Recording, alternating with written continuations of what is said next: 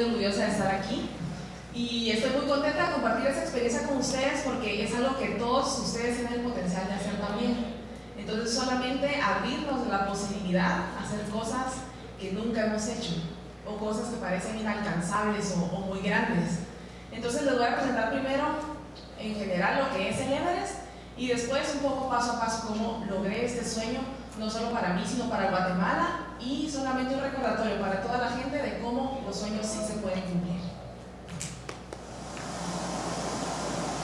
En el techo del mundo, entre la China y Nepal, se localiza el punto más alto del planeta, el Everest.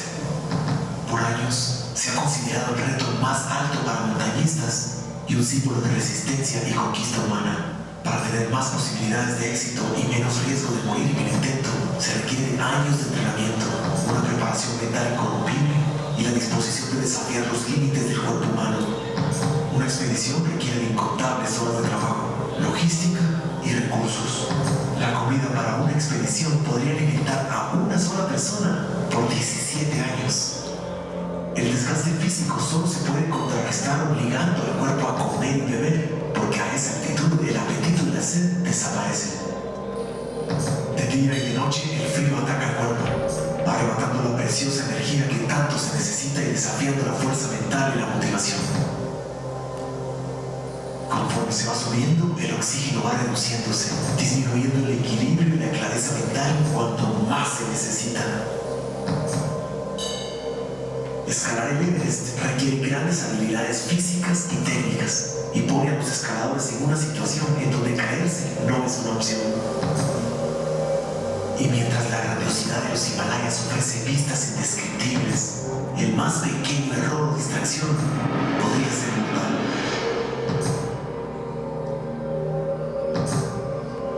Los escaladores enfrentan temperaturas gélidas y fuertes vientos.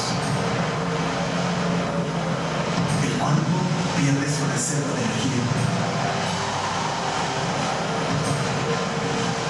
Mientras en la sangre, los glóbulos rojos se multiplican para compensar la falta de oxígeno, aumentando a su vez el riesgo de congelamiento de las extremidades e infartos.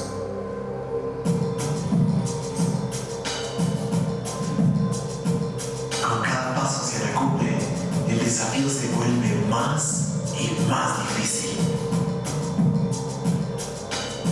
Pero de grandes riesgos también vienen grandes recompensas. Esto es el Everest.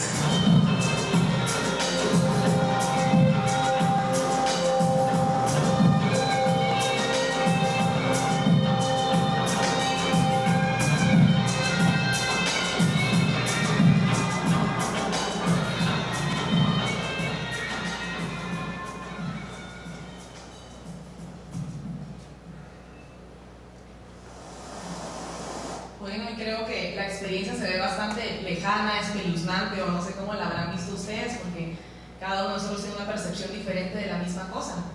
Pero lo que les puedo decir es que hace 5 años a mí no me gustaban las montañas, o no había descubierto esa pasión, no me gustaba el frío y nunca me hubiera imaginado que un día iba a estar allí. Entonces, como una persona que viene de un país tropical y que no le gusta el frío y que no tiene nada que ver con ese deporte, luego llega a lograr algo como el Everest. Eso nos deja pensando de que nuestras posibilidades son ilimitadas, es que solamente nos falta verlas. Entonces hoy yo no les vengo a contar cómo fue la expedición y los peligros y cómo fue la organización y la logística, sino más que todo les vengo a hablar sobre la actitud que debemos tener enfrente de nuestros sueños, de las cosas que nos proponemos en la vida. Muchas personas cuando cuento la expedición del Everest y todo el entrenamiento, porque fue una experiencia que tuvo que ir paso a paso, cada vez con montañas un poquito más difíciles, mucha inversión de tiempo, de dinero, y me dicen, pero ¿por qué? Fueron 2 años de entrenamiento, luego fueron 2 meses de expedición, muchos riesgos, hasta a veces arriesgas tu propia vida. ¿Por qué? ¿Y para qué? Para estar 20 minutos en el punto más alto del planeta. A muchas personas tal vez no le hará nada de sentido eso, pero realmente lo que fue importante en esta experiencia fue lo que yo aprendí en el camino, porque fue lo que ahora puedo usar, es lo que yo puedo usar ahora para mis otras metas, para todo lo que me propongo en la vida. Porque tuve que incluir las 4 áreas importantes de nuestra vida. Tuve que tener un entrenamiento físico, y eso fue conocer el equipo que iba a usar, desarrollar resistencia física, conocer mi cuerpo en altitud y frío extremo. También tuve que cubrir y también, bueno, obviamente aprender a escalar montañas. La primera vez que yo soñé con subir el Everest fue porque ya estaba trabajando como guía de turismo, había ido por la 7ª vez al campo base y veía siempre el Everest desde la base de la montaña. Y un día dije, yo siempre vengo aquí y veo el Everest desde abajo para arriba, pero ¿cómo se verá el mundo desde el punto más alto? Esa idea me inspiró muchísimo, y entonces desde ahí empezó esa planificación, que es algo con el que tenemos que empezar cada uno de nuestros proyectos, investigando si tenemos la posibilidad de hacerlo y qué es lo que necesitamos para hacerlo. De esa gran planificación y muy cuidadosa, hablando con gente que lo había hecho, informándome por internet, leyendo libros, me doy cuenta que tengo que hacer esas 4 áreas de mi vida. La primera, que ya les comenté, un entrenamiento físico. La segunda, un entrenamiento mental. Y el entrenamiento mental viene solamente con la experiencia. La primera vez que tuve dolor de manos por el frío, tuve mucho pánico, pensaba que se me iban a congelar. Después supe que solamente el entrenador me dijo, mira, solo masajéate las manos. La segunda vez que tuve frío ya sabía qué hacer. Entonces ese entrenamiento mental viene con la experiencia, pero también necesitamos una motivación.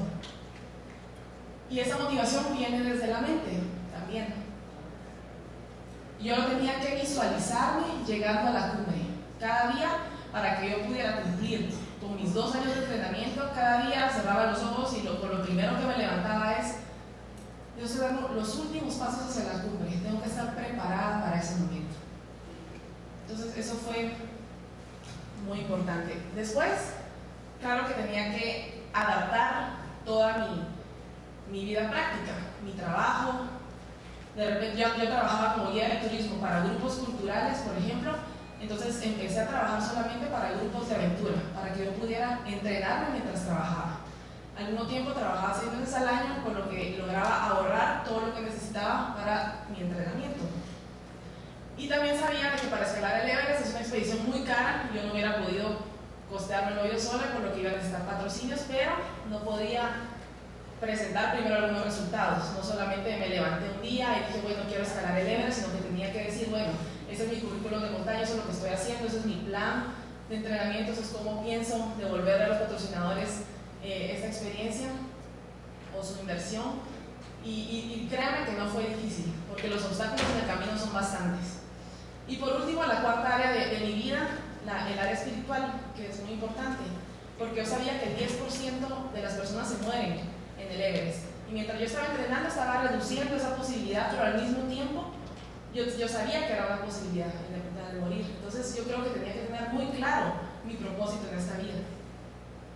Entonces, ¿por qué el Everest? Exactamente por eso, porque uniendo estas 4 áreas de mi vida, yo sentí que yo podía tener las herramientas claves y necesarias para después enfrentar otras metas en mi vida.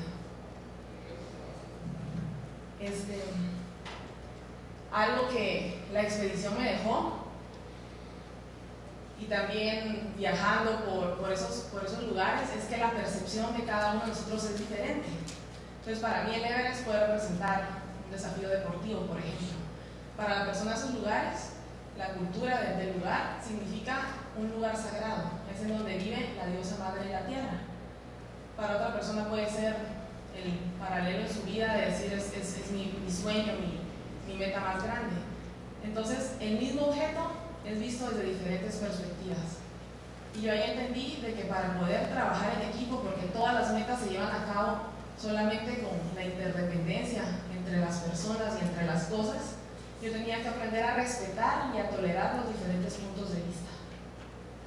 Entonces, eso me dejó también entender de que nuestra percepción no solo es diferente, no solo el mundo tiene una realidad diferente para cada uno de nosotros, sino nosotros vamos cambiando nuestra percepción a lo largo de la vida y de consecuencia nuestra realidad. Entonces, eso me dejó la pauta que si nosotros podemos cambiar nuestra percepción, podemos cambiar también nuestra realidad. Y de ese modo, nuestros límites o lo que nosotros nos ponemos como límites ya no existen. O sea, realmente podemos ir hacia cualquier desafío que nosotros queramos ir. pero lo que pasa es que nos gusta o no queremos salir de nuestra zona de comodidad, o queremos estar solamente en lo que nos es familiar. Pero si nos damos cuenta alrededor de nuestra vida de cómo cambiamos nuestra percepción de las personas, de Guatemala, de nuestra familia, de nosotros mismos, a lo largo de nuestras vidas, nos podemos realmente dar cuenta que eso lo podemos hacer con todos y decir, bueno, ¿por qué no me voy a atrever a hacer algo diferente hoy? Porque esta semana no me propongo hacer algo que nunca hice. ¿Y por qué no nos damos esa oportunidad? Porque hoy tal vez no sabemos cómo hacer las cosas, hoy no tenemos la experiencia, pero no quiere decir que no la podamos desarrollar, no quiere decir que no la podamos aprender.